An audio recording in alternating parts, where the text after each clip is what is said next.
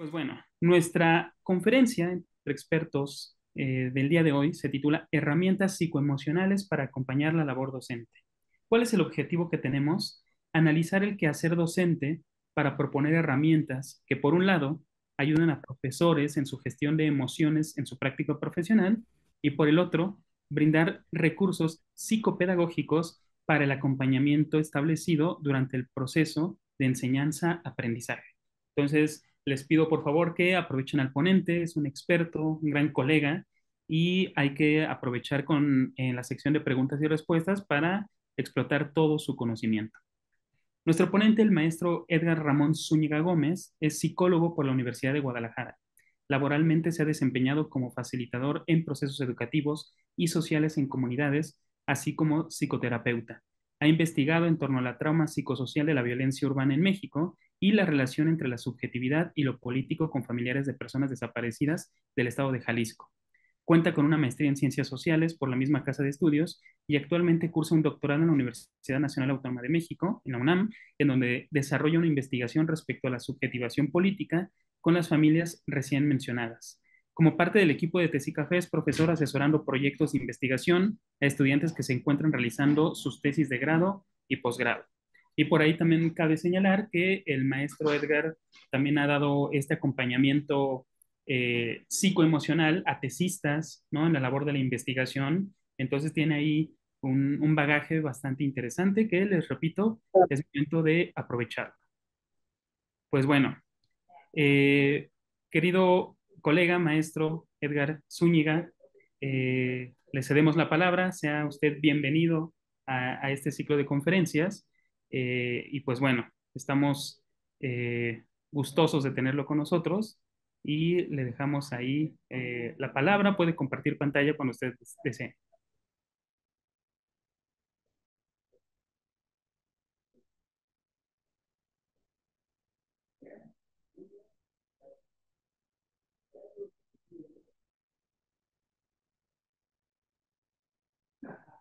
¿Qué tal? Buenas tardes. No encontraba justo el icono del el microfonito del audio, compartir la pantalla.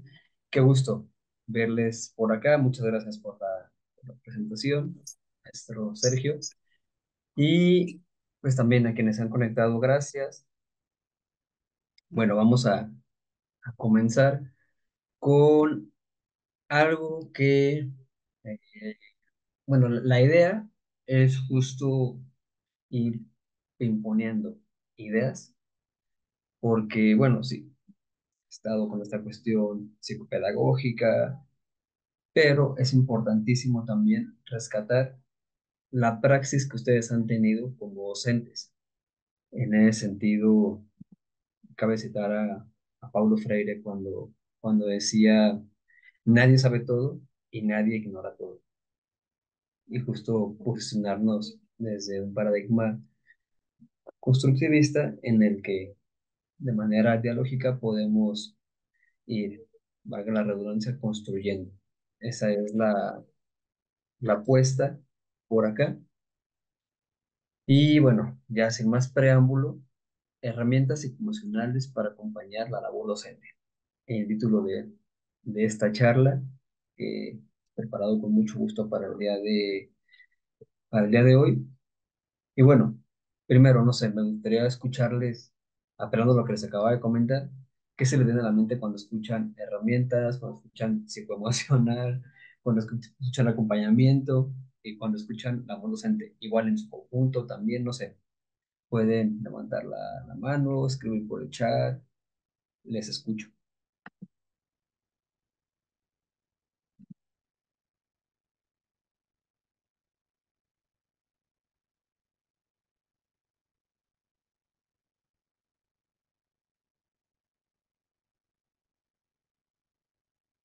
Lo que se les venga a la mente, o sea, una palabra, una idea, acá por el chat.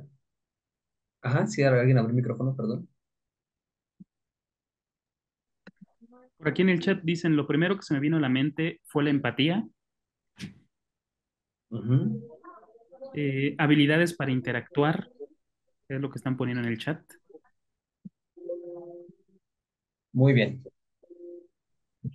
Justo, tiene que ver con eso, vamos a platicar sobre ello, vamos a profundizar y bueno, herramientas, podemos pensarlo también como recursos, todas aquellas aptitudes, habilidades que vamos adquiriendo y construyendo, o sea, no solo se adquieren, ¿no? Como si se depositaran en un frasquito, no, también las construimos psicoemocionales, es decir, que tiene que ver obviamente con las emociones, pero las emociones como un proceso que engloba a su vez, valga la redundancia, muchos procesos, emoción, cognición, percepción, y a su vez eso en relación con los otros, es decir, no estamos solos en una isla, y todo eso enmarcado en una gran labor en la que vamos compartiendo con estudiantes lo que sabemos y a su vez nos retroalimentamos junto a ellos. En todo eso, como un eje transversal, las emociones están. De eso vamos a platicar el día de hoy. Avanzo en la presentación, gracias a quienes también por el chat eh, escribieron. Y justo me gustaría también, en esta primera diapositiva, preguntarles y comenzar escuchándoles a cuáles dificultades se han enfrentado ustedes como docentes en general y en particular eh, con temas en los que ustedes han identificado que las emociones están de por medio. Y las dificultades no van a ser las mismas para todos, para todas, por muchas cosas, por cuestiones contextuales, cuestiones del grupo con el que están interactuando, ¿no? Cuestiones de género inclusive, ¿no? No sé, un sinfín de elementos que están en juego. Entonces, vamos escuchando las dificultades que han tenido. Igual por el chat pueden participar, ¿eh? Por acá, a ver. Alguien puso, Víctor, apatía de los jóvenes, poco interés. Ajá. Poca tolerancia. No sé, alguien más que quiera por ahí escribir en el chat las dificultades.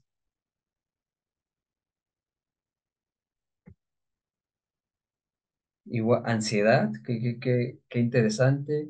Apatía, falta de compromiso de los alumnos, muchísima frustración, desmotivación, apatía, poca tolerancia a la frustración, apatía, desgano, depresión. Qué interesante también, o sea, depresión. Cuando el alumno cree que reprobó porque le caigo mal o no lo valoro, esfuerzo, desánimo, depresión, ansiedad, mucha frustración, violencia. En este país, la violencia es algo justo que hay que considerar, poca tolerancia a la frustración. Y bueno, con todo vamos armando como un mosaico, vaya, de problemáticas. Ustedes están frente a grupos, ustedes más que nadie lo saben, y tienen que vivenciar esas dificultades, atravesarlas. ¿Qué es lo que han hecho para sobrellevarlas, para atravesarlas?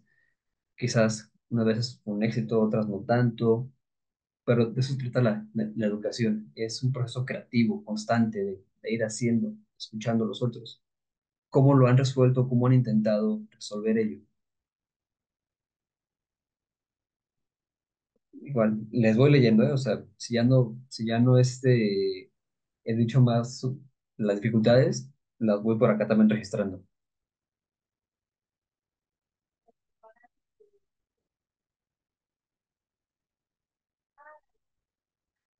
Bueno, además decían traumas por la dinámica familiar, falta de concentración, eh, y como he intentado resolver, tratando de dialogar, de hacer entender. Debe existir empatía, escucharlo, desmotivación, hacer uso desde la gamificación. Qué interesante como herramienta didáctica, incentivar, hacerles la manera interesante en función de sus gustos. También eso es algo a rescatar. Acompañar, eh, dinámicas en clases, acercarme al alumno, hablar tranquilamente de lo que les frustra, ejemplos de éxitos vivenciales, preguntándoles si les puedo apoyar con algo, escuchándolos, tratando de entenderlos y no juzgarlos, prácticas, perdón, otra. de las dificultades, las problemáticas en el hogar, en el trabajo, en el contexto de su vida cotidiana, demostrarnos un poco un compromiso, dándoles nuevas estrategias de aprendizaje, trabajar en espacios fuera del aula. Son súper interesantes las respuestas que están compartiendo y se fijan, una de las maneras como lo han hecho quizás aplique para ciertas problemáticas, pero no para todas. Entonces, eh, vuelvo a esto, la cuestión de la creatividad. Voy a avanzar en la diapositiva. Muchas gracias. Todo esto porque, primero, para generar diálogo, escucharles y para justo enfatizar lo que les decía, que nadie sabe todo y nadie ignora todo.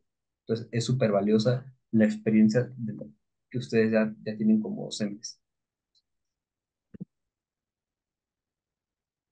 Bueno, para adentrarnos ya en el tema, es importante y justo para poder hablar de lo emocional en este proceso de enseñanza-aprendizaje, es importante valorar cuál es el papel de la escuela. Y vamos a hablar a grosso modo, porque hablar de papel de la escuela implicaría llevarnos 2 horas hablando de eso. Entonces, de manera muy, muy, muy general, la escuela es uno de los principales escenarios formativo y de socialización.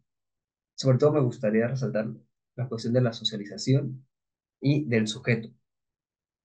Y ahorita vamos a ver por qué. Porque sujeto y no individuo, por ejemplo, ¿no? Eh, ¿Por qué? Porque ahí justo, vaya, la escuela no es algo desligado del contexto. Al contrario, está inmerso dentro de este. Y en ese sentido, es como, imagínense que nos pudiéramos salir, ¿no? O sea, o ir viendo como desde arriba, como un dron, y las relaciones interpersonales pudiéramos verlo como si, si formaran como ciertos cables entre las personas.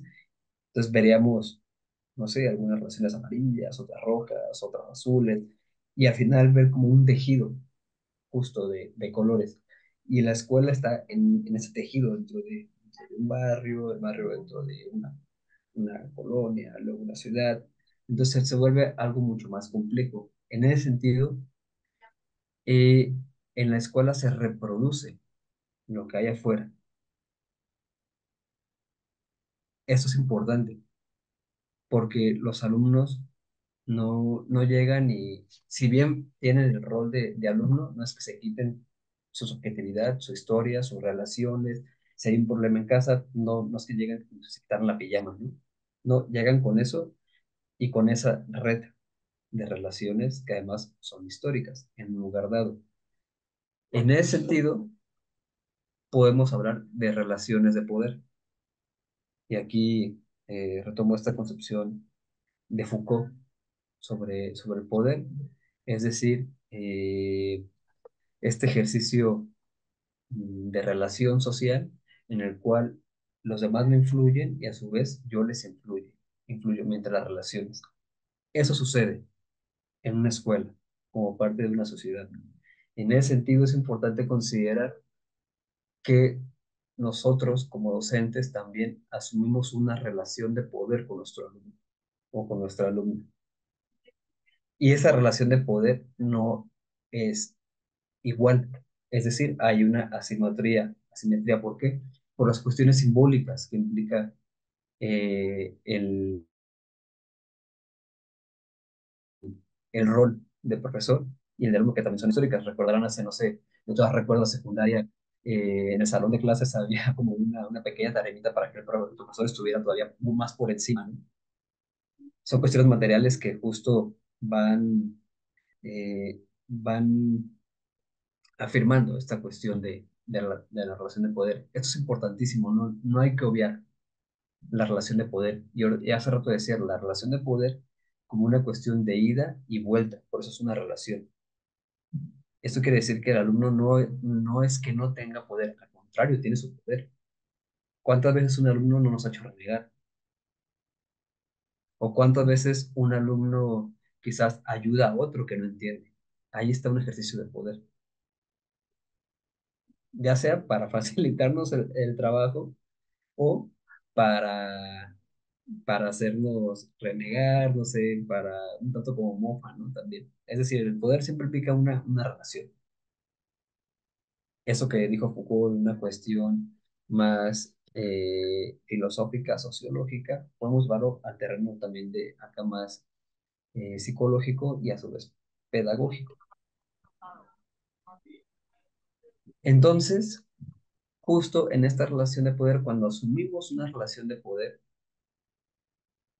estamos conectando con una sociedad y la sociedad tiene significaciones construidas. Es decir, no es lo mismo lo que piensa un hindú sobre una vaca a lo que piensa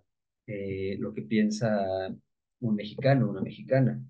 Igual, no es igual la significación que hay a ciertos valores cívicos.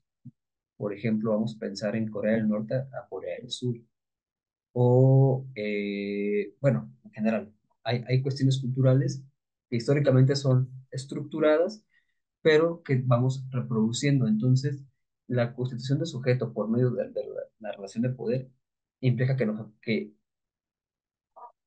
ejercemos una subjetividad, es decir, reproducimos significaciones, pero también producimos.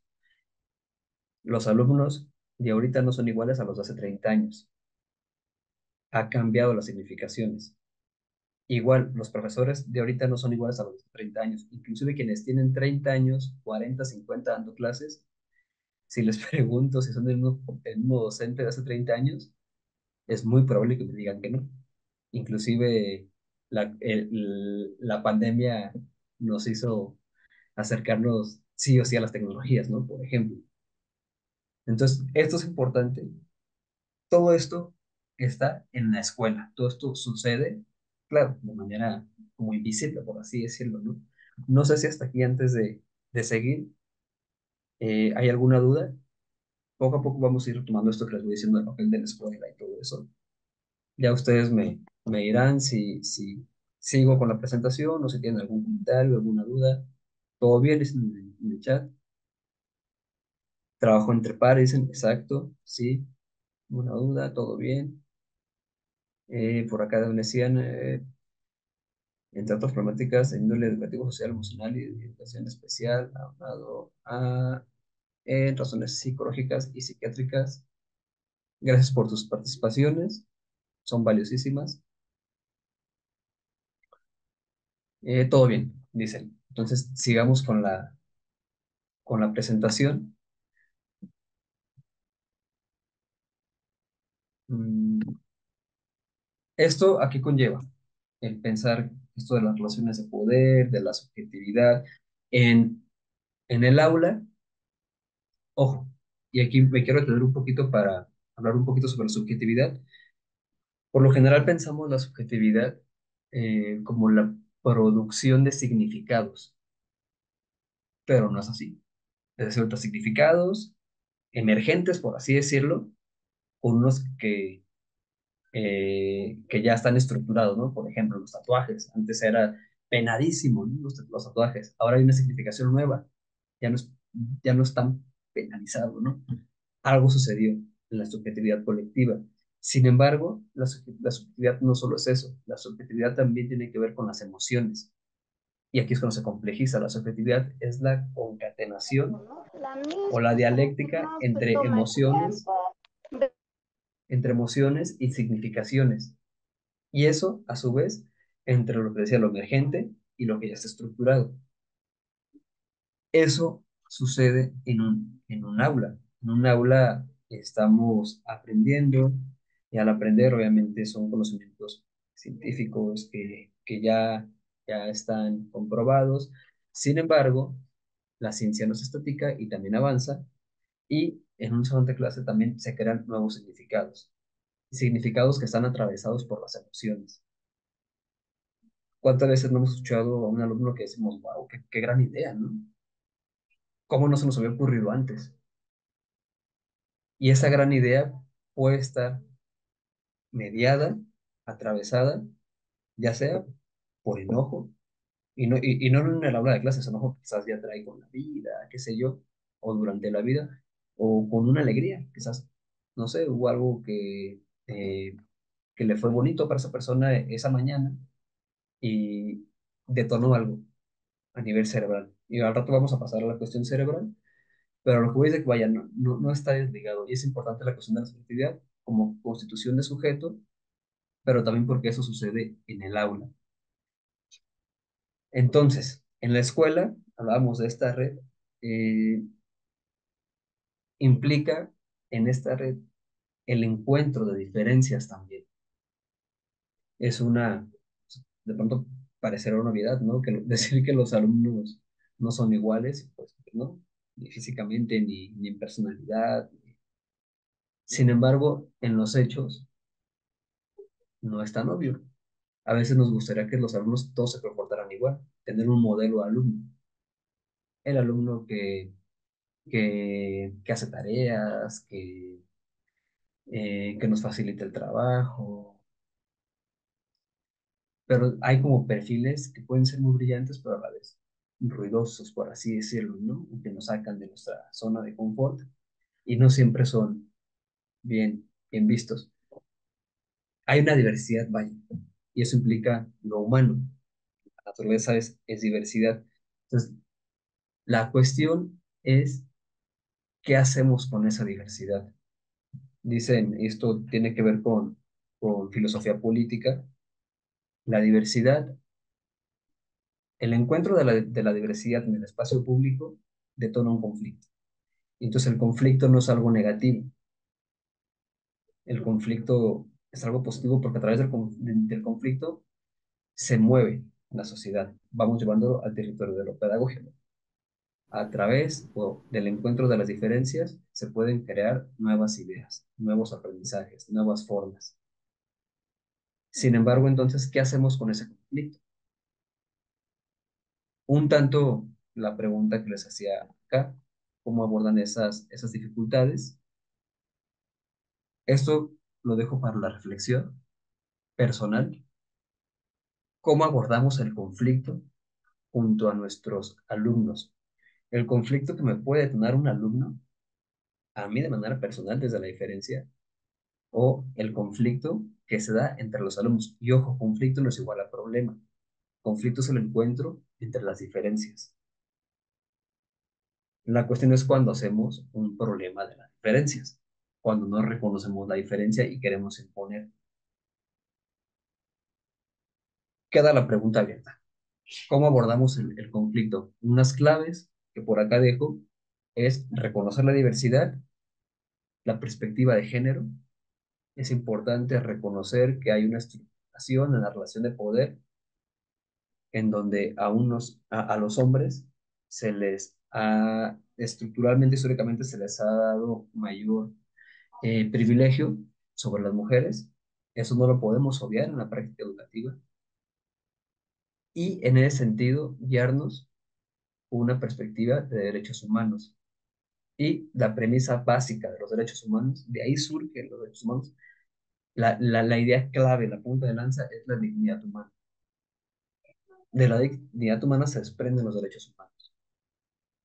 Entonces, reconocimiento de la diversidad, perspectiva de género y trabajar desde la dignidad. Eso en la escuela y nuestro hacer como profesores, para poder, en ese sentido, reconocer las emociones.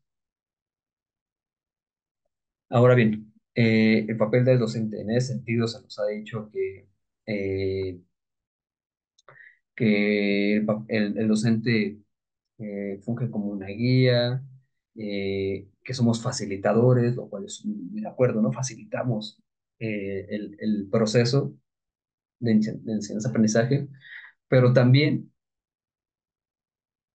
y sin querer, o sea, y ahí está la relación de poder, fungimos como un modelo. No sé, acuérdense cuando eran estudiantes, si tuvieron profesores que eran mala onda. El profesor que les hizo la vida de cuadritos, yo sí tuve algunos, y yo dije, yo no quiero ser como esa persona. O alguien, o quizás alguien, quizás dijo, no, me desquito, ¿no? Y soy como esa persona. Por acá dicen que sí, varios. Eh, de alguna manera, esos profesores que fueron gachos, eh, nos sirvieron como modelo para ser así o no ser así y viceversa. Quienes tocaron en un sentido positivo nuestro, nuestro proceso, nuestro caminar como estudiantes, también queda el recuerdo, ¿no?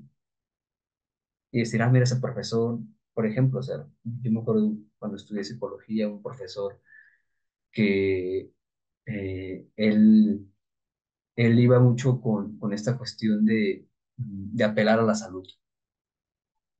Muchachos, coman bien, ¿no? Hagan ejercicio. Sin embargo, él lo transmitía.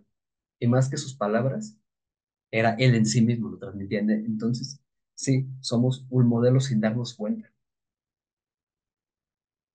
Ah, mira, y justo acá está, en la diapositiva, invitar a estilos de vida saludables. Y muchas veces también, pues, con lo que somos, con los hechos.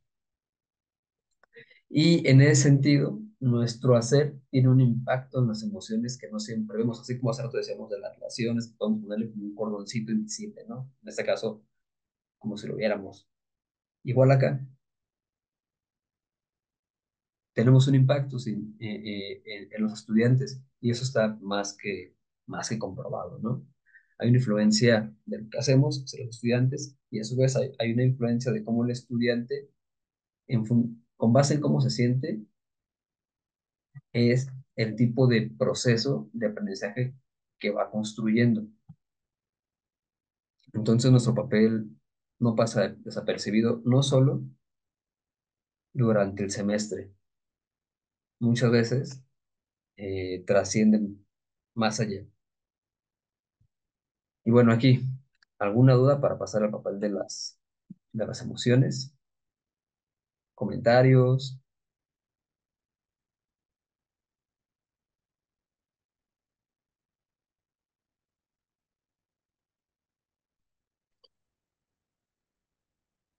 Exacto, no se nos puede olvidar que estamos entre seres humanos, humanos nosotros. Exacto, justo es la condición de sujeto. El sujeto es un humano en relación y es sujeto, está sujeto al poder y sujeto a su subjetividad, de ahí que se llame sujeto, valga la redundancia. Teniendo en cuenta la empatía y los alumnos respecto a los valores, el papel de los y los límites, ajá, porque dicen que todo bien. Creo que es importante la empatía y el trabajo a través de la compasión. Qué interesante la palabra compasión y la empatía, obviamente también, entre alumnos y docentes, el límite profesional. Al final vamos a hablar sobre los límites. Y bueno, muchas gracias. Vamos a seguir entonces. Las emociones durante el proceso de enseñanza-aprendizaje. Primero, Eh, las emociones influyen, una, en la disposición que tenemos al aprendizaje, al ir a la escuela o no, y en el procesamiento de la información, que son dos cosas que se concatenan, pero son distintas. Por acá dicen sororidad, claro, de acuerdo. Eh, Disposición y en todo el proceso de lo que implica la cognición, por así decirlo, ¿no? Entonces vamos avanzando en la presentación. Vamos quedándonos con el segundo punto, en el proceso de la información. Cómo procesamos la información tiene que ver con procesos cerebrales. Y en ese sentido, en psicología se llama procesos psicológicos superiores.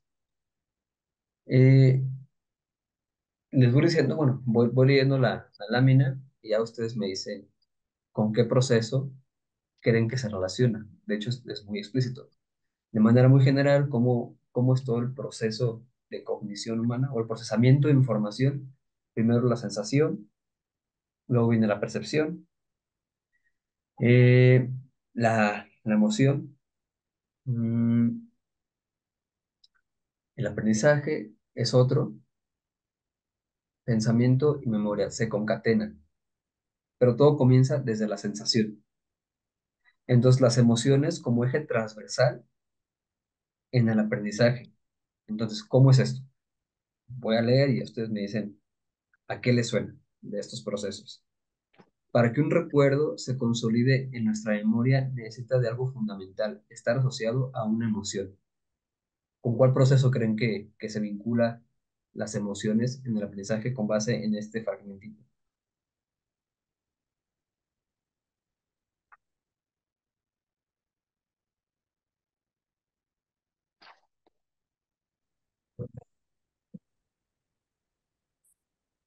Claro. Vale, aquí hablamos de la memoria. En el proceso de aprendizaje, las emociones tienen un impacto directo en la memoria. Nosotros aprendemos muchísimas cosas durante la vida, pero no recordamos todo. Lo que más recordamos es aquello que está asociado a una emoción. Entonces, es importante considerar las emociones en el aprendizaje. Igual, o sea, al otro punto, ambientes motivadores inciden positivamente en la predisposición para el aprendizaje. Es decir, un ambiente que nos invita a aprender es aquel en el que las emociones, el manejo de las emociones está presente. Y esa predisposición se traduce en motivación, tanto extrínseca tiene que decir, obviamente, es que el profe es chido, es buena onda, ¿no? O hacemos dinámicas, qué sé yo, pero también en eso se traduce en una motivación intrínseca, en que el estudiante le encuentre un sentido al estar aprendiendo. Van de la mano ambas motivaciones y está mediado por una cuestión de emotividad. Entonces, ¿cuál es nuestro reto? Construir espacios emocionalmente motivadores. Y es un reto eso, ¿eh? Ujú. Completamente. Por acá podemos mencionar, las emociones facilitan el pensamiento flexible y creativo. Esto tiene que ver con cognición. Cuando estamos en ambientes emocionales, bueno, antes de eso, hagan de cuenta, como si nos pusiéramos no sé, o si viéramos a detalle el cerebro, se vería como un cableado de luz impresionante, muchas redes. Y esas redes, valga la redundancia, son redes neuronales. Cuando aprendemos a andar en bicicleta, se crea una red aquí en nuestro cerebro. O sea, tenemos muchísimas redes. Sabemos cocinar, andar en bici, manejar, leer, hablar español o otra lengua, etcétera. Cada aprendizaje implica una red. Y la capacidad del cerebro para formar redes se llama plasticidad cerebral. Entonces, cuando ese proceso está, digamos, atravesado por una emoción que nos hace sentir bien, ese proceso es más flexible. Entonces es más fácil que se quede esa red, que se fije y por ende, lo que les decía hace rato de la memoria, que lo recordemos. Esta cuestión de la emoción como eje transversal también nos ayuda a tener un pensamiento más flexible, a cambiar de ideas, a cuestionarnos, a ser introspectivos. Entonces es muy importante la emoción respecto a la cognición o al pensamiento y en cómo se produce el pensamiento en el aprendizaje y por ende la memoria, la reflexión, ¿no? La reflexibilidad que también le llaman. Otra manera es, eh, al principio les decía que el conocimiento se construye en las relaciones. Y esto, bueno, que hay toda una perspectiva, ¿no? Activismo y de los pilares básicos, perdón, de los autores básicos para comprenderlo, podemos nombrar a Vygotsky. Y justo él decía que estos andamiajes, el andamiaje es a partir de las relaciones con el otro, cómo construimos el conocimiento, cómo ayudamos al otro y el otro nos ayuda. El conocimiento no es algo que ya está dado, se construye. Igual en la investigación científica se construye. Y ese proceso es más liviano y digamos más significativo, el conocimiento significativo, cuando está mediado por una emoción que nos hace sentir bien. Y bueno, eh, las emociones influyen también en cómo los estudiantes se perciben a sí mismos, que no es igual a motivación. Tiene que ver con el autorreconocimiento, cómo se perciben y cómo se sienten consigo mismos. Y eso obviamente va a impactar no solo en el aprendizaje, sino además en que alguien decida seguir estudiando o no, en que alguien se acerque a un libro o no. Otra manera en la que, en la que también se relacionan, alguien abrió su micrófono, creo que sin querer. Bueno, seguimos. Y otra manera en la que las emociones también se relacionan en todo este proceso de aprendizaje es a través o en su relación con la atención. Cuando nos sentimos cómodos emocionalmente, fijamos más nuestra atención. Por ejemplo, con chicos, ¿no? que tienen TDAH. Bueno, y el TDAH, nota al pie, es todo un tema porque hubo un boom de las farmacéuticas para que se diagnosticara TDAH con muchos niños que no precisamente tenían TDAH. El TDAH era necesario que lo diagnosticara un neurólogo. Y, y bueno, pobre niños, ¿no? Muchos niños medicados. Pero en los casos en los que sí hay, el trabajo con las emociones es fundamental. Trabajar la atención del estudiante con base en de una emoción que le detone el interés por aprender. Entonces, si se fijan, son muchos procesos psicológicos superiores que detonan o que o que las emociones se involucran durante el aprendizaje.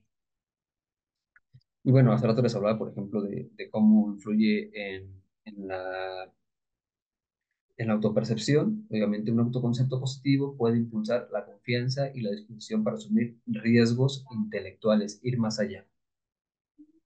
Ya sea, esto me gusta, pero no sé, quizás la química, ¿no? Pero tengo dudas, se toma el riesgo.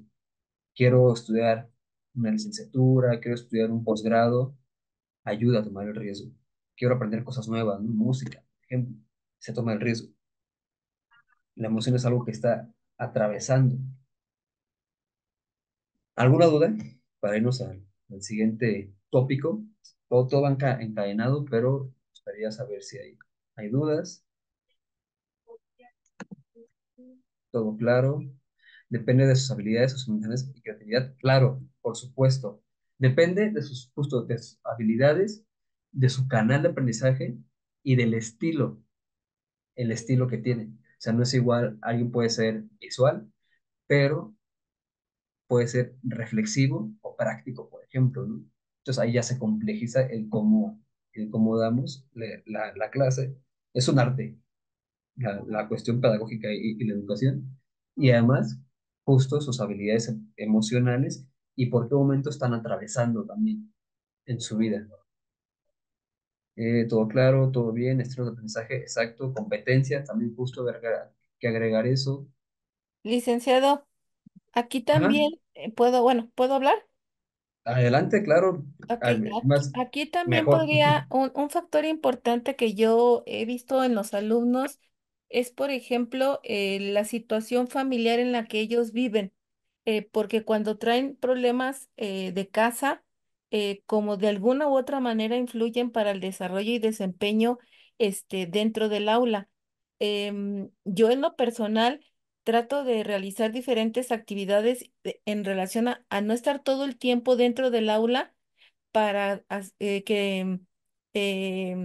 poniendo las actividades fuera, incluso con baile, con canto y demás, y es universidad, sin embargo, eso como que les ayuda a que se relajen un poquito más y me ayude un poquito para que yo pueda meter un poquito más de información.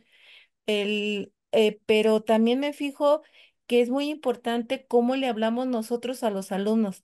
Si les, que no afectemos la autoestima del alumno, porque va a haber algunos que tienen mayor facilidad o un nivel cognitivo más alto que otros, y a uno les va a costar mucho trabajo. Y yo lo he visto porque hay alumnos que se me han acercado y me dicen, no, maestra, es que yo no sirvo, no sé, yo no puedo como fulano. Le digo, no, es que cada quien va a su propia capacidad, pero no sé qué opina usted. Estoy de acuerdo y me gustaría justo retomar ambas cosas que comentabas. Primero, muchas gracias por participar. Y justo, entre más dialógico sea, mejor. Como les decía al principio, ustedes tienen mucha experiencia y eso es importantísimo. Y bueno, o sea, justo la modulación de la voz, cuidar palabras, claro. Esta cuestión que le decía que tenemos frente a nosotros a un estudiante y en ese sentido un sujeto, alguien que está sujeto a su poder y sujeto a su subjetividad y eso implica emociones también. Y en ese sentido establecemos una relación y ambos somos sujetos a esa relación. Entonces no estamos con un robot. Y tiene un impacto lo que hacemos con el estudiante y lo que el estudiante hace también tiene un impacto en nosotros. Entonces tampoco lo podemos obviar. Entonces es una relación de ida y vuelta. Ahora, hace rato, por eso hablaba del poder, ¿no? O sea, no podemos quitarnos nuestro rol de profesor, ¿no? ¿No? Es una relación asimétrica, entonces el reto es hacerla, digamos, lo más simétrica posible, pero no, nunca va a ser completamente horizontal. ¿Por qué? Porque somos un profesor, una profesora. Y además, eh, como, bueno, esto que se puso de moda, ¿no? Es que eres amigo de tus hijos, ¿no? Cuando el papá, mamá, yo educo siendo amigo de mis hijos, no, pues no podemos ser amigos de los hijos, ¿no? Tampoco.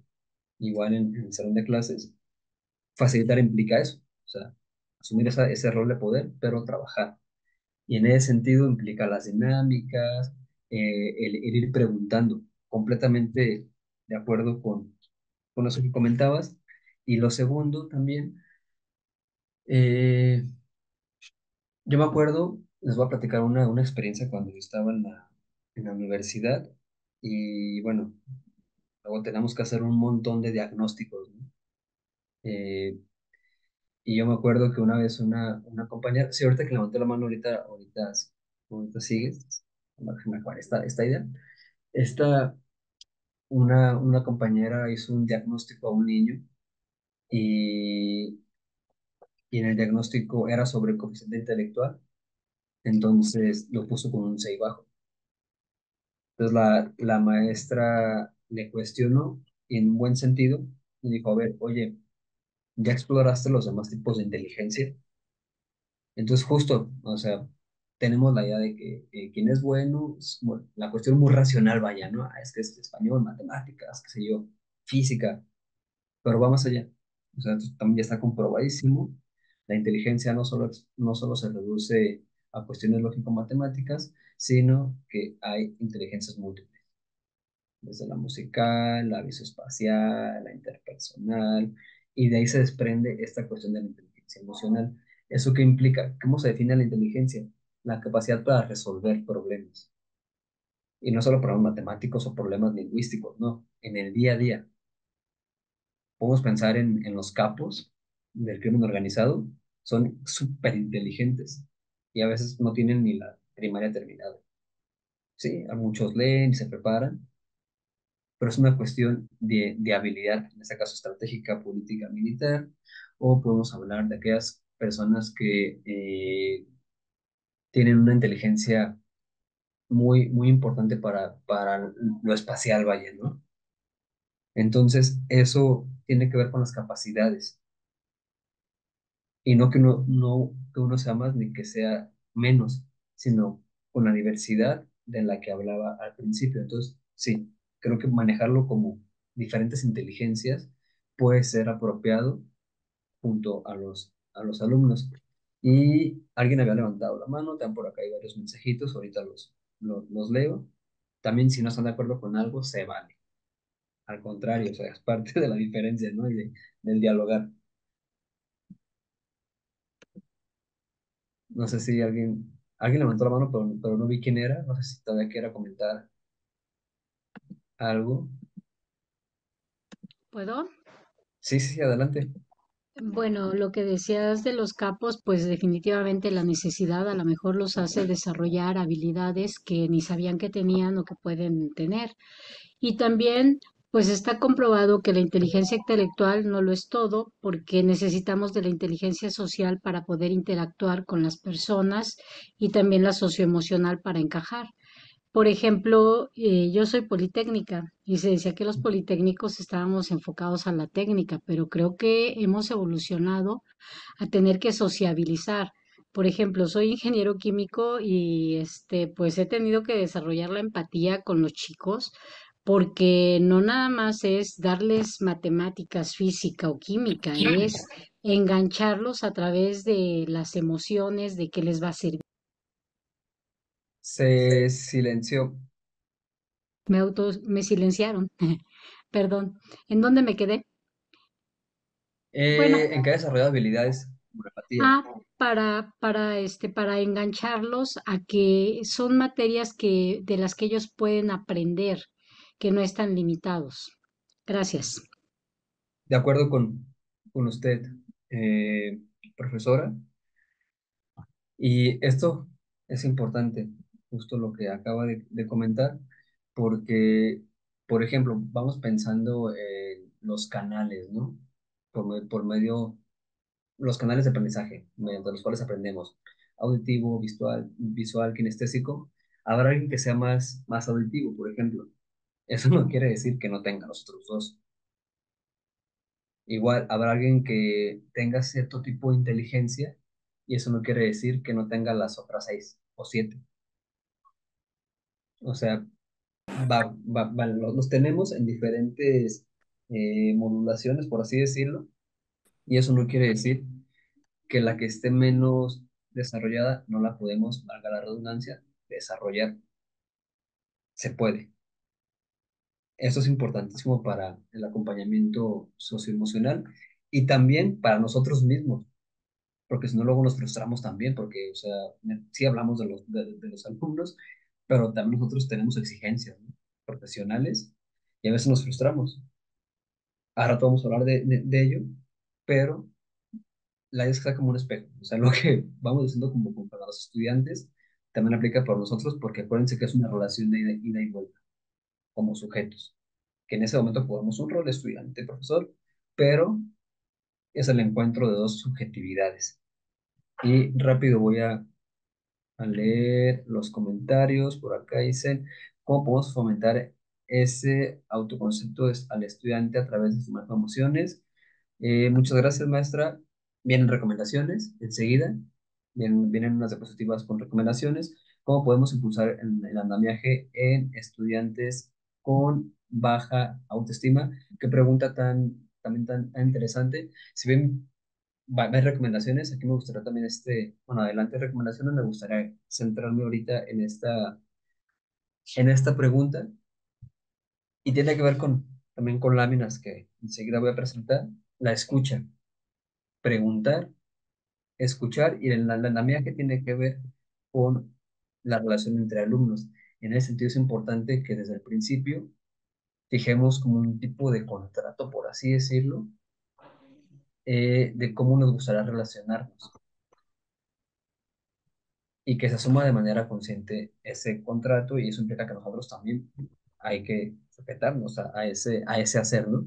Y la recomendación es el respeto como eje o uno de los ejes transversales. Aquí nuestro rol es eh, motivar al alumno de diferentes maneras a que participe con sus pares y guiar el proceso de relación entre los pares con base en ese contrato.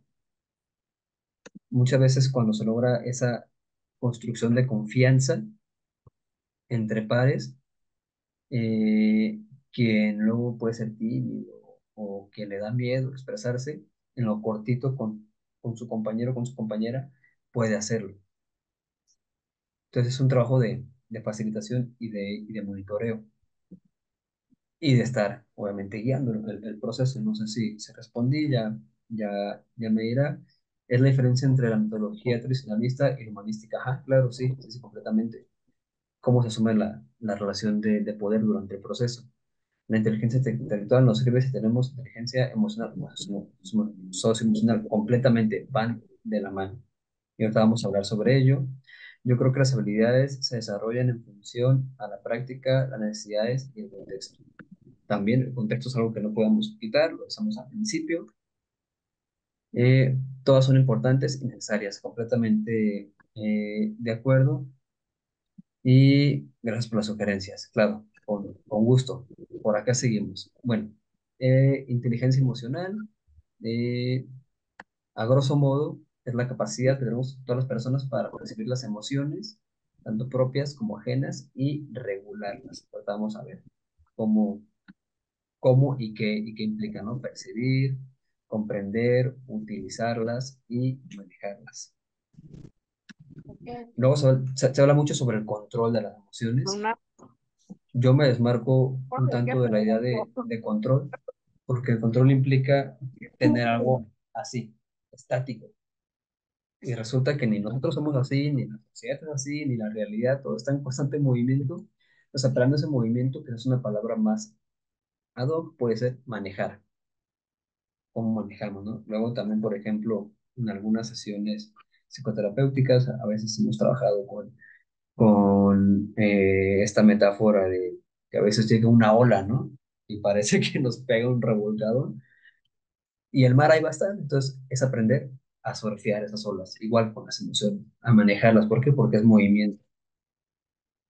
A veces cuando queremos controlar una emoción, es como si la pusiéramos en una olla de vapor y termina explotando. Esto, bueno, para la vida cotidiana y para el quehacer dentro del aula, dentro de la escuela. Los estudiantes emocionalmente inteligentes poseen mejores niveles de ajuste psicológico y bienestar emocional. Esto está dicho, no, es lo que está comprobado, vaya. Tienen mejores habilidades sociales, lo que ahorita se trata en un comentario, va de la mano, ambas, lo cognitivo con lo emocional. De ahí también la importancia de tomar la categoría de subjetividad, que implica este juego entre ambas y presenta un mejor presentan los estudiantes un mejor rendimiento académico y pueden enfrentar mejor las situaciones de estrés. Cuando hay una inteligencia emocional, pensemos en un examen, en todo eso que genera estrés, puede haber mayores recursos. Y aplica también para nosotros, para la vida cotidiana. Mm, Déjame ver qué dice esta diapositiva porque tengo acá unos iconos del Zoom que no me deja ver. ¿Cómo funciona el cerebro?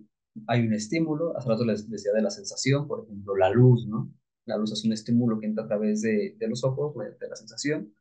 Igual las vivencias, un montón de estímulos. El cerebro discrimina y el discriminar tiene que ver las emociones y con esa discriminación de estímulos se segregan ciertas sustancias en el cerebro que se llaman neurotransmisores. Esos neurotransmisores también tienen que ver con las emociones.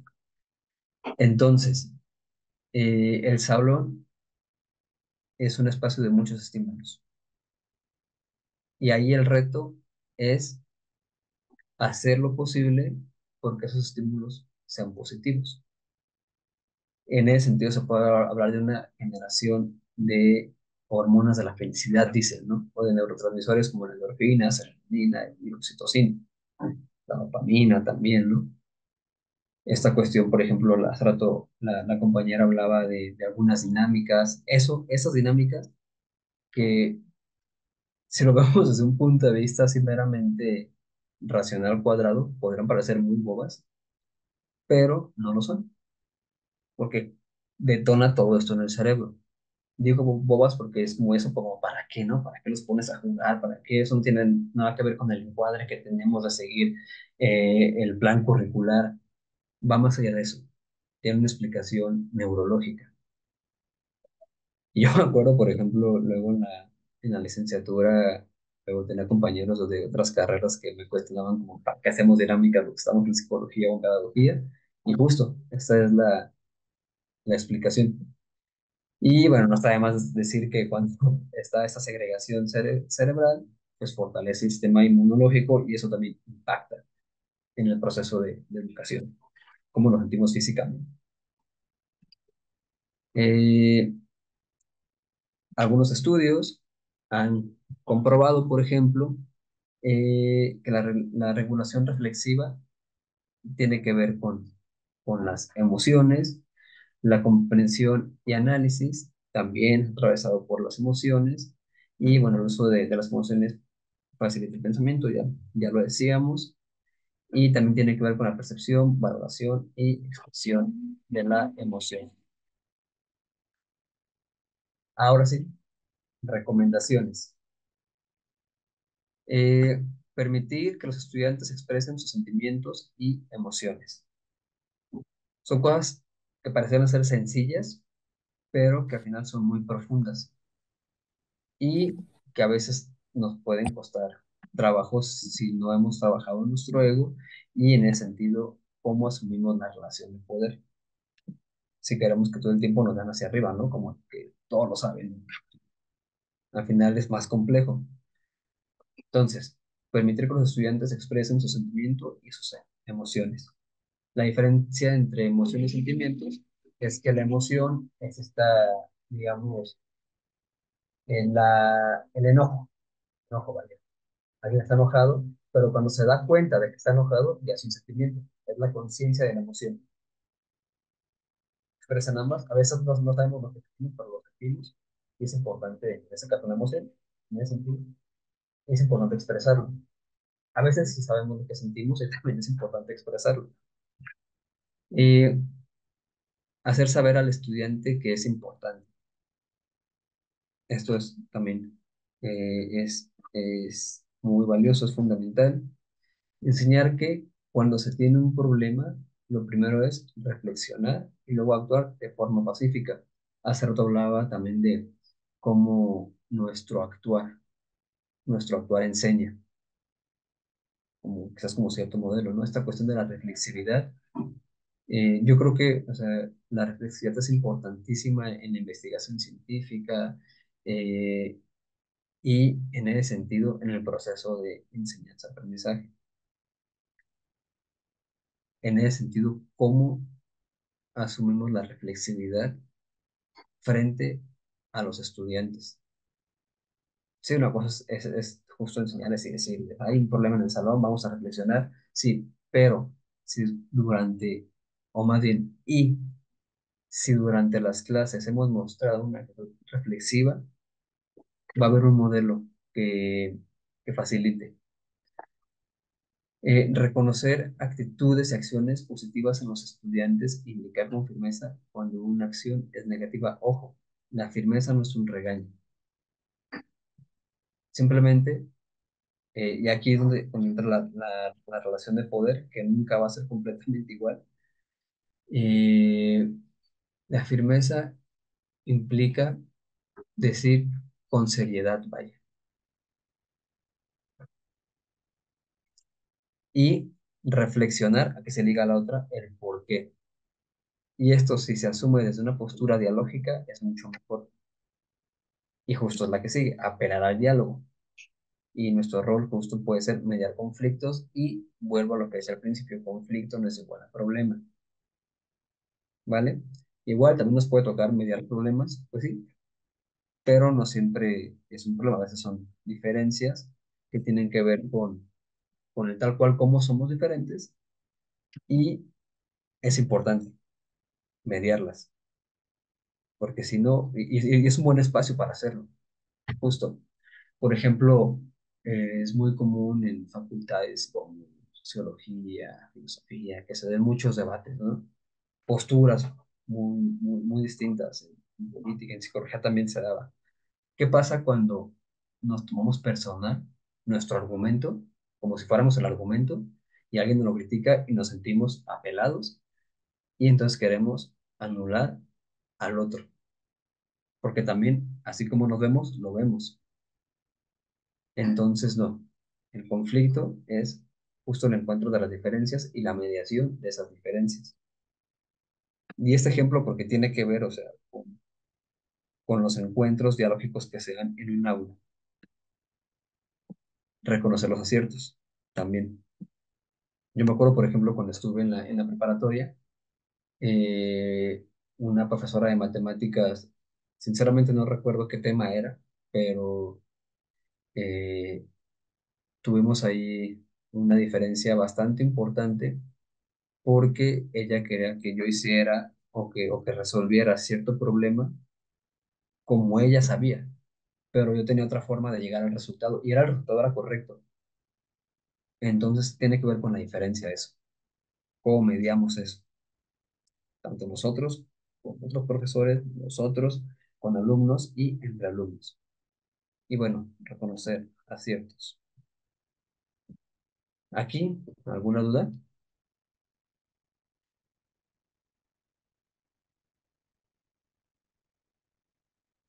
Si no, vamos dándole todo claro, vamos dándole prisa para avanzar en las diapositivas y poder escucharles ya de manera ya más dialógica.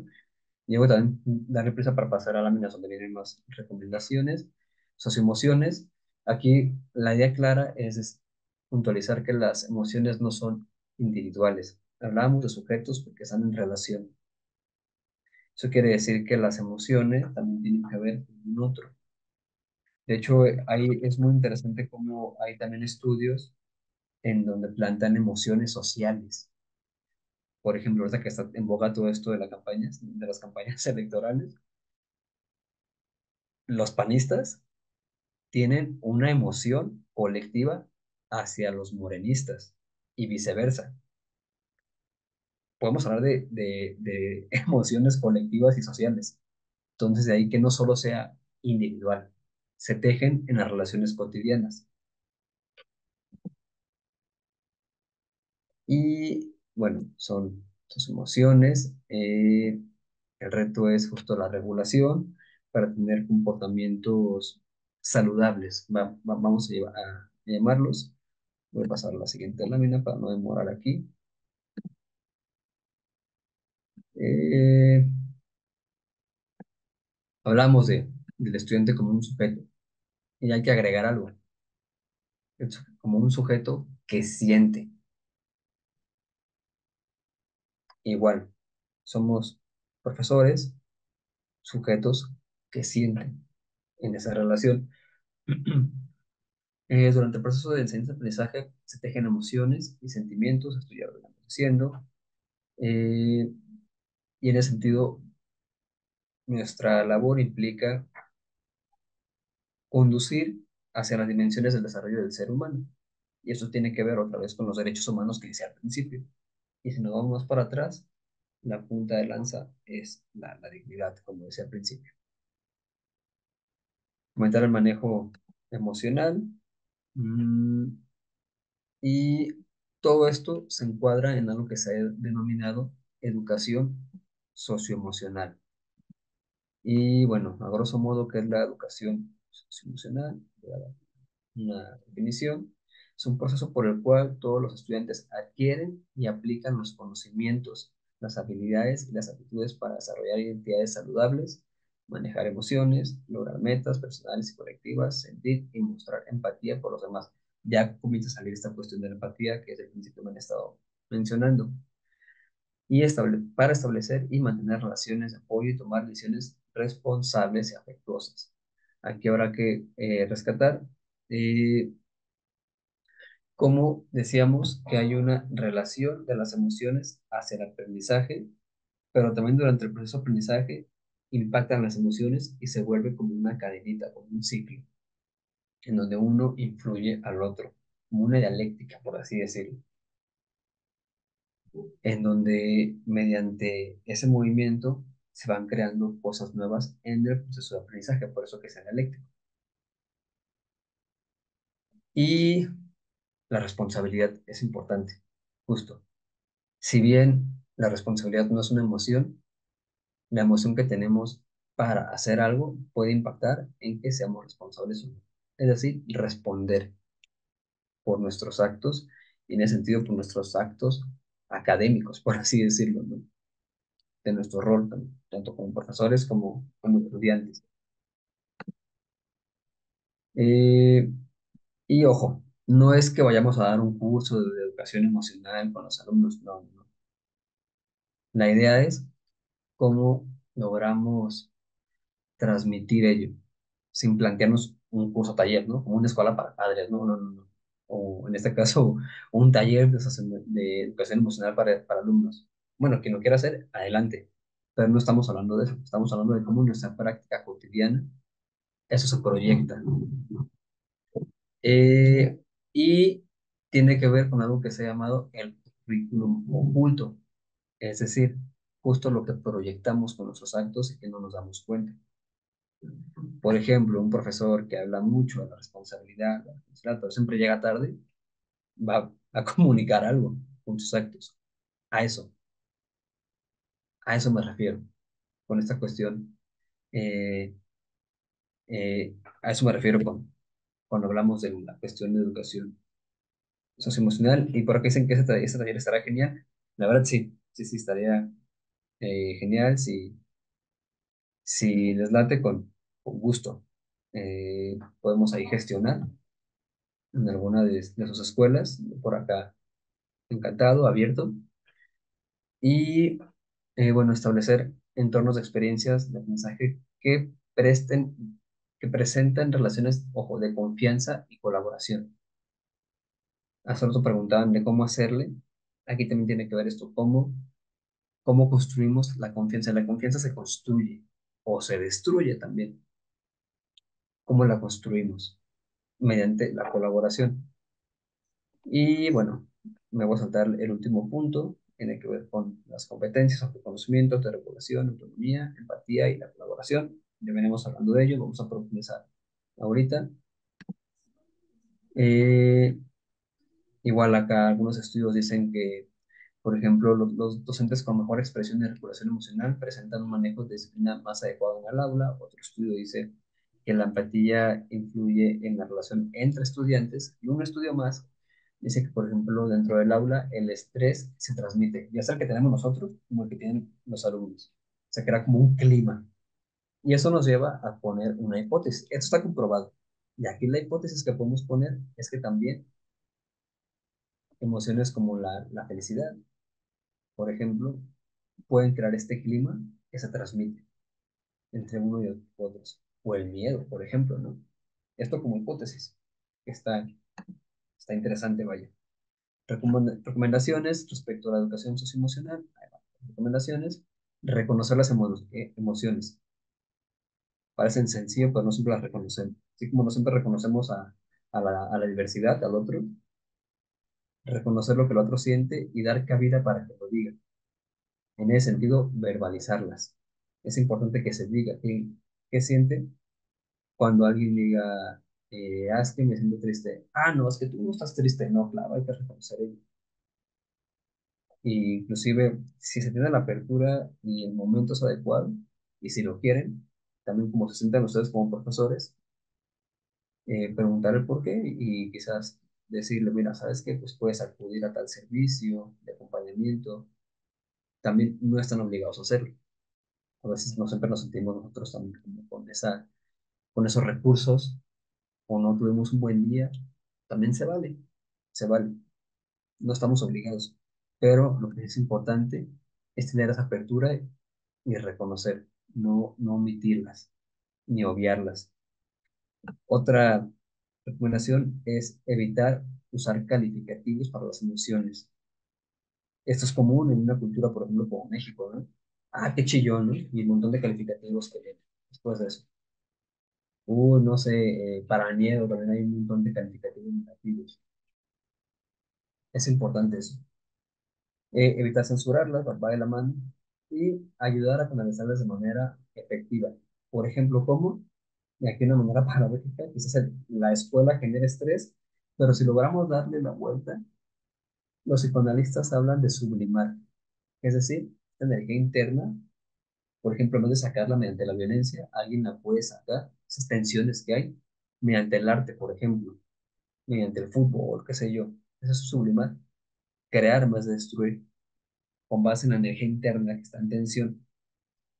Entonces, La cuestión académica, el escribir, por ejemplo, puede ser una manera de sacar esa energía y sublimar.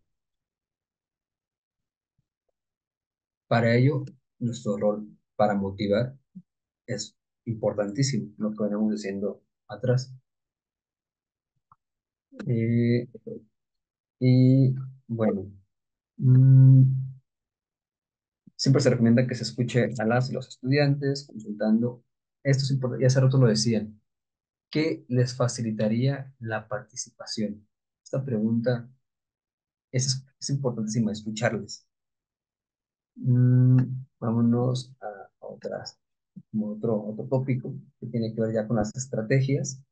Todo esto que mucho, o sea, siento que he hablado, he hablado mucho, vamos a llevarlo ya a estrategias concretitas. Escuchar. Y escuchar también es algo que parece ser fácil, pero no lo es.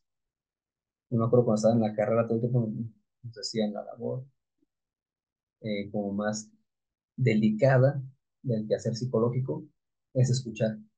Y sí, después cuando estuve en la práctica lo comprendí completamente. O sea, escuchar atentamente y profundamente en el encuentro con un otro. En este caso, dentro del aula, ¿qué implica escuchar activa y responsablemente? Implica escuchar con todos los sentidos, reconociendo al otro,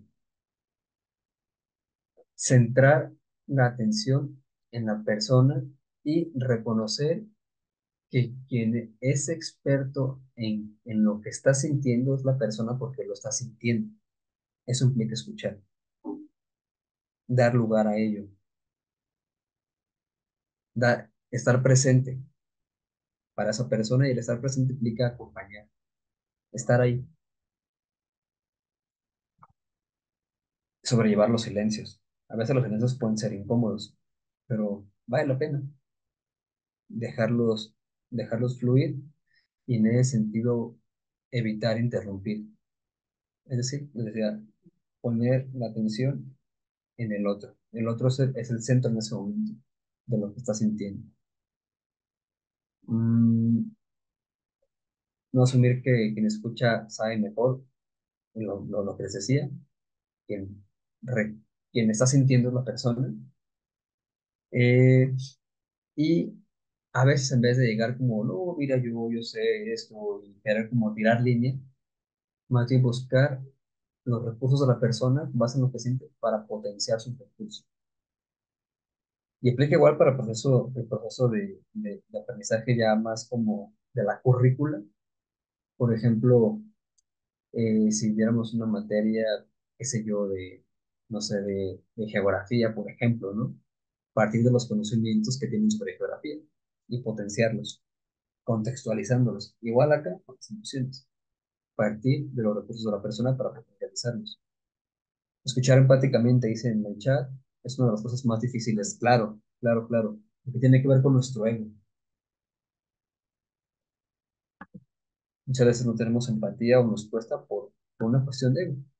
Justo, y en ese sentido de que no queremos reconocer la diferencia. Eh, acompañar sin estorbar.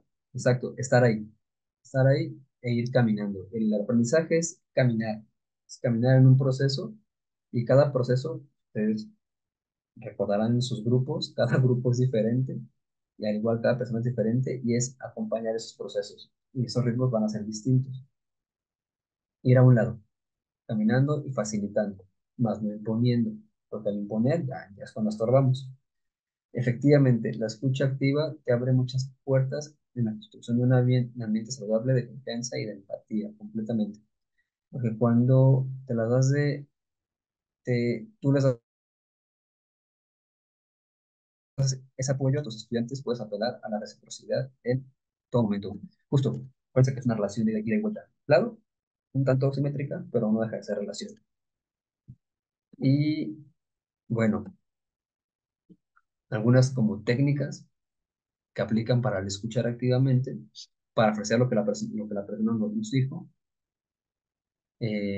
para tener esa claridad y estar en el entendimiento de que sí estamos en sintonía, con lo que nos dijo y con lo que estamos interpretando, resumir lo que nos dijo, y eso también invita a que siga hablando si es que así, si así lo deseamos también nosotros, verificar, preguntar, se vale, y poner atención en la comunicación no verbal. Eso también no siempre es fácil. ¿Qué hacer, qué no hacer? Ya acá deseamos escuchar, parafrasear, resumir. Lo contrario sería juzgar, eh, tolerar el silencio. Lo contrario será interrumpir. eh, Normalizar versus patologizar. Más que normalizar, yo diría, es que esto lo saqué de un libro, esta imagen, ya no la pude intervenir, pero sería dar cabida a reconocer lo que está pasando, y patologizar es poner la etiqueta, no, es que este ya es un depresivo, ¿no? No, es que este tiene TDA, ¿no? Que tiene TOC, o no, es un chillón. Eso ya implica poner una etiqueta que lleva a patologizar, a verlo como anormal la persona. Y eso es gravísimo, ¿no? La psicología ha cometido errores también de patologización, y es importante reconocerlos, y en la educación también ha sucedido. Eh, el burro, ¿no? Por ejemplo, eso sería una super patologización así clásica, ¿no? De la educación tradicional. Identificar recursos positivos versus aconsejar. Y bueno, actividades, ya vamos llegando ya al cierre de la presentación. Actividades, encuadres socioemocional, lo que les decía al principio del semestre, así como hacemos un encuadre de vamos a ver estos temas, vamos a leer esto, se comprometan a tanto, ustedes como estudiantes, no sé, va a haber, qué sé yo, que un trabajo final, al igual que eso, hacer un tipo de contrato o de encuadre socioemocional, es decir, cómo nos gustaría relacionarnos en el grupo, y preguntarles a ver cómo les gusta relacionarse entre ustedes y yo como parte de este grupo que funjo como docente. Y eso implica hacerlos parte y incentivar un rol activo por los estudiantes. Se pueden sacar de onda, sí, no, sí, porque no siempre nos preguntan cómo nos sentimos, y menos en la escuela. Eh, Dinámicas, debates que invitan al diálogo. Acuérdense que a través del diálogo, abriendo la puerta del diálogo, se puede también a su vez abrir la puerta a que se expresen emociones. Eh, Participación versus educación bancaria, el concepto de Paulo Freire, ¿no? Que luego le decía que hay una educación tradicional en la que es como si los estudiantes estuvieran sentados en un banco esperando a que fueran llenados, ¿no? De conocimiento. No, no es así, se construye, decíamos. Entre más activo sea el rol, más se construye el conocimiento. Eso también ya está comprobado. Y en ese sentido, las emociones como eje transversal van a fluir, van a salir. Mm, y eso es importante, preguntar cómo llegan y cómo se van. Eso genera confianza e invita a expresar lo que traemos. Aquí me gustaría contarles una anécdota. Fíjense que cuando estaba en la maestría, un profesor un día llegó desencajado, ¿no? O sea, se le veía la cara desencajada, empezó a dar su clase, y de pronto se sentó y nos dijo, ¿saben qué, muchachos? No puedo dar la clase, me siento muy mal. Y sí, pues era una cuestión de duelo ahí. Y fue importante que él lo externara, porque, bueno, pudimos reconocer lo que estaba sintiendo y entablar un diálogo, ¿no? Desde la empatía, comprensivo, desde la comprensión. Y también, o sea, no estamos obligados digamos, a no sentir. Podemos hacerlo, y también nuestros alumnos no están obligados a no sentir. Y preguntas como cómo llegan y cómo se van pueden ayudar a ello. Círculo de escucha, igual como esta cuestión del encuadre, a mitad de semestre o cada mes, como decida, puede hacer un círculo en el aula y preguntar, a ver, ¿cómo van? Sí, con la currícula, con lo que hay que ver de por sí en la materia o en el seminario, eh, pero también después de abordar eso, preguntar los desafíos que han aprendido, cómo se han sentido, qué les ha gustado, qué no, qué incorporarían. Eso ayuda mucho. Y se fijan, va de la mano con una cuestión curricular.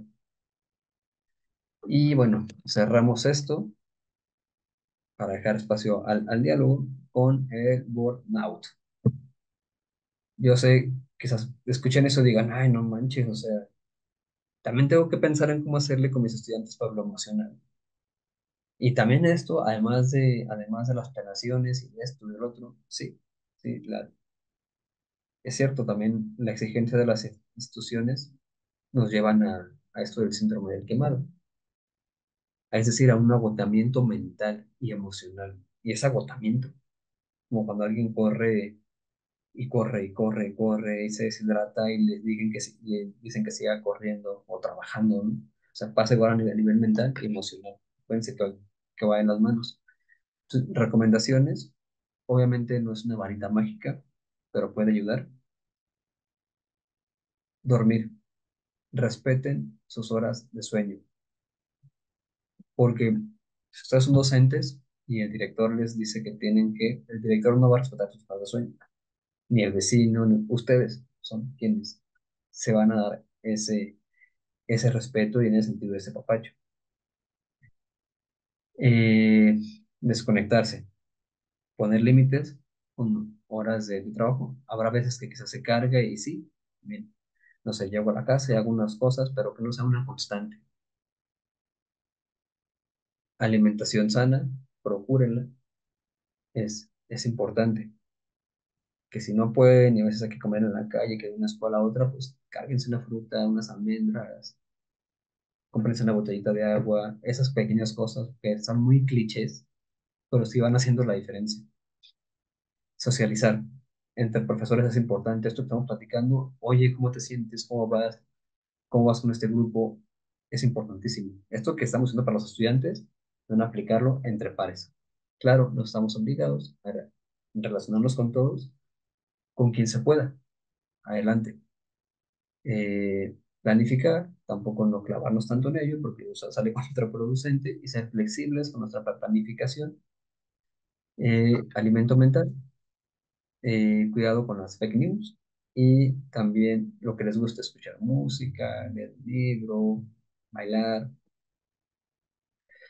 eh, y disfrutar de las pequeñas cosas. Fíjense que hace como un mes, vi una película que se los recomiendo bastante, se llama Perfect Days, Días Perfectos, es japonesa, y habla sobre eso. Es un hombre ahí va un pequeño spoiler, que limpia baños públicos en Japón, y la trama es como él disfruta de los detalles de la vida, pese a un trabajo así. Créanme lo que después de verla, sí genera algo, me generó mucho sentido y empecé a poner más atención en los detalles y sí pasa algo interesante, bueno, en mi caso me hizo sentir mejor. Les paso ahí la recomendación y más ¿Fuiste a la recomendaciones. escuela? Perdón. ¿Sí? ¿Cómo te fue? Abrieron el micrófono sin querer. Y bueno, vamos cerrando. Les digo, no es una varita mágica esto, porque el estrés institucional ahí está, pero así como el poder no es decíamos que es relacional, el estrés no es totalitario. Tenemos nuestro poder para hacer algo ante ese estrés. ¿Cuál es nuestro poder? Justo estas recomendaciones. Eh, Establecer horarios, en ese sentido límites. Esto ya lo dijimos, ejercicio, leer, puede ser cocinar. Evitar el uso excesivo de redes sociales, si bien a veces los videos que nos vamos en el hilo de videos nos puede hacer reír, hay cosas muy chuscas.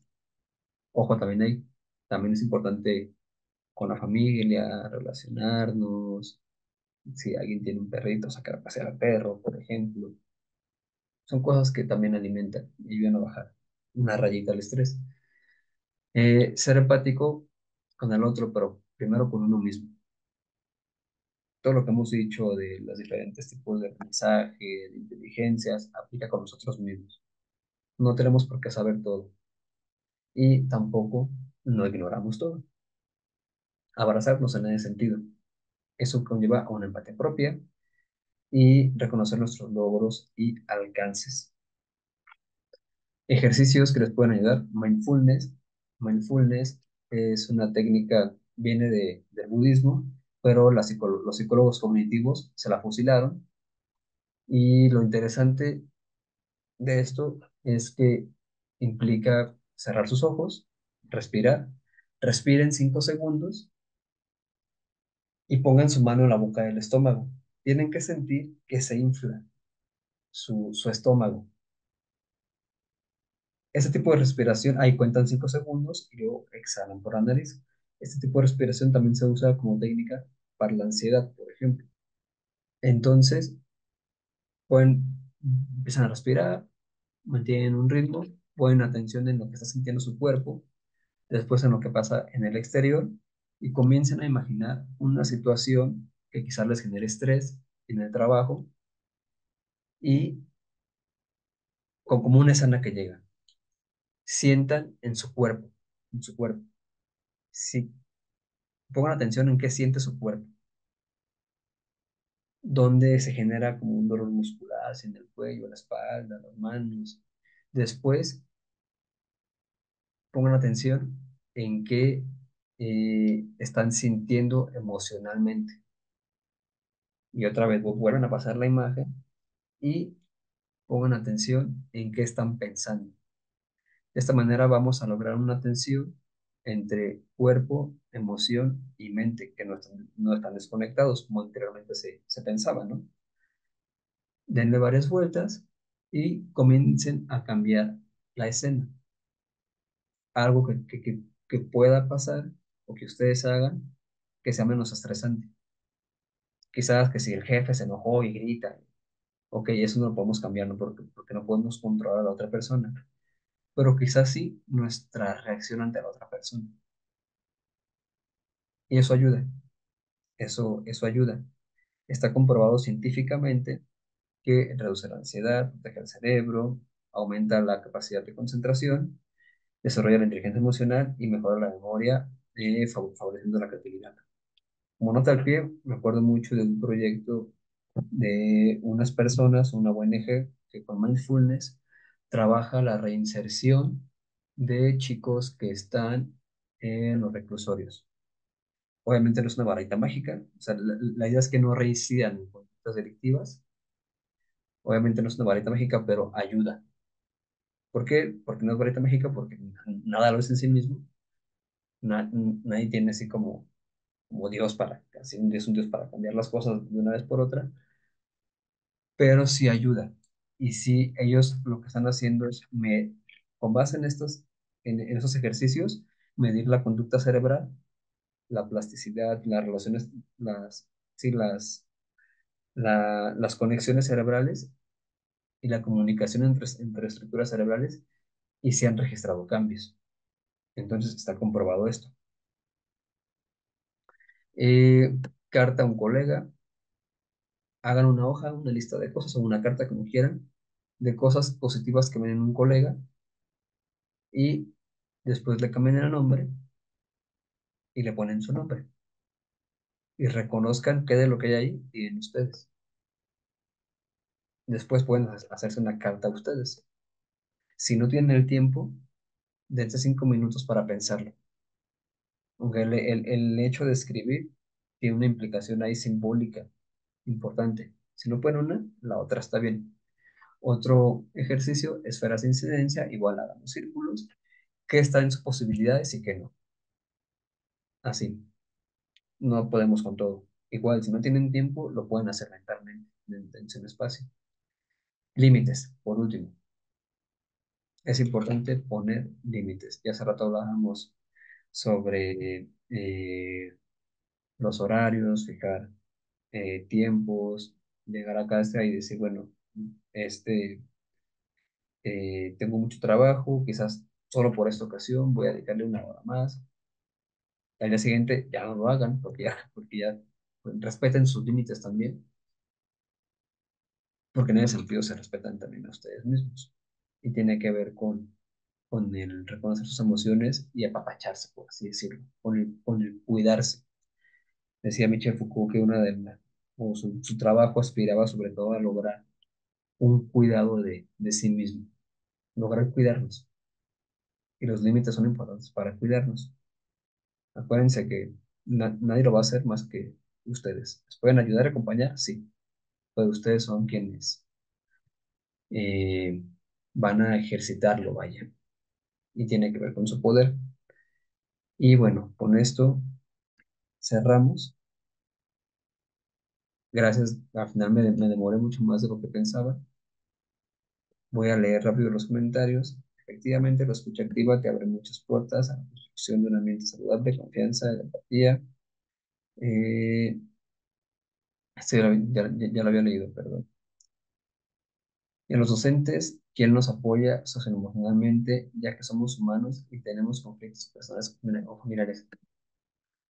En el ideal, tendrá que haber justo una intervención desde las instituciones y no pasa, justo lo que les acaba de decir. Entonces toca a ustedes procurarse, cuidarse y si es preciso, que todos lo requerimos, ir a terapia. Yo voy, ya tengo ya algunos años yendo a psicoanálisis y no es una varita mágica, también yo ejerzo como terapeuta y no hay varitas mágicas, pero sí facilita el escucharnos y mediante la escucha reconocernos y cuidarnos, eso sí, a nuestro paso y a nuestro ritmo. La empatía abre la comunicación definitivamente, de acuerdo, así es como los humanos, nosotros también somos seres humanos, de acuerdísimo. No debemos olvidar la presión que ejercen las autoridades sobre nosotros completamente, no hay que obviarla. Eso se trabaja en la psicología, los métodos de antiestrés y autocuidado, así es. Entablar una relación sana con los estudiantes facilita el proceso de enseñanza, lo platicábamos. Muy interesante, gracias, con mucho gusto. A veces somos más terapeutas y psicólogos que maestros. Sí, sí, la educación es muy compleja, por eso sea que es un arte. Muchas gracias por las recomendaciones, con mucho gusto. Es súper importante buscar ayuda para nuestra seguridad emocional. Tenemos muchas herramientas, incluso gratuitas, a nuestro enlace. Eh, sí, justo hacer uso de eso. También ya ahorita en nuestro caso hay que podcast, videos en YouTube, en Spotify, entonces vale la pena también, se vale hacer uso de eso. ¿En qué momento de la clase sugiere que se pueda aplicar estos métodos antiestrés? Dependiendo de la actividad, pero pues puede ser al inicio, el medio y al final, con cosas muy sencillas. Al principio, cómo están, cómo se sienten, abrir eso, igual al final. Y el medio preguntar y quizás hacer como una dinámica. Quizás vamos a estirarnos, vamos a expresar cómo nos sentimos y seguimos. Pero ahí también, justo, estos son algunos, digamos, como claves que les comparto. No son las únicas y como todo proceso educativo, la creatividad. O sea, pueden ustedes, con esto, que sirva como pivote, como trampolín, ustedes pueden crear otras. Vaya, o sea, la creatividad también depende del contexto de cada grupo, en el sentido de las necesidades. Y pues bueno, con esto cierro.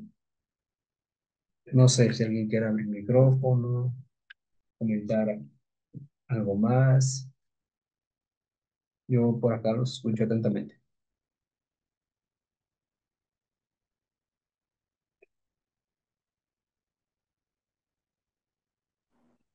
Gracias. Yo creo que es una gran responsabilidad la que tenemos y una bendición de trabajar con individuos y que podemos ser la diferencia para muchos de nuestros chicos. Gracias por la enseñanza y pues no olvidar eh, que hay vidas en nuestras manos. Sí, con mucho gusto, de acuerdo, y que nuestra vida también está ahí. Entonces, cuidarnos también. ¿Puedo comentar? Sí, Ok, sí, sí, a mí adelante. me gustaría comentar que, bueno, primero muchas gracias, me gustó mucho la conferencia. y me llevo muchas cosas muy buenas y creo que se trata de una inteligencia emocional, pero de dos partes, ¿no?